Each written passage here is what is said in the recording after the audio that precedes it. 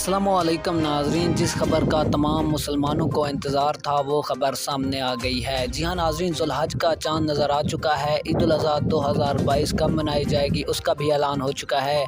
आइए नाज़रीन, आपको मुकम्मल तर तफसील से आगाह करते हैं इस छोटी सी वीडियो में। लेकिन मज़ीद वीडियो में आगे बढ़ने से कबल आप तमाम दोस्तों से गुजारिश है कि अगर आपने हमारे चैनल को सब्सक्राइब करके वीडियो को लाइक नहीं किया है तो जल्दी से कर दें। नाज़रीन, आप तमाम दोस्तों को हमारी तरफ से एडवांस ईद मुबारक।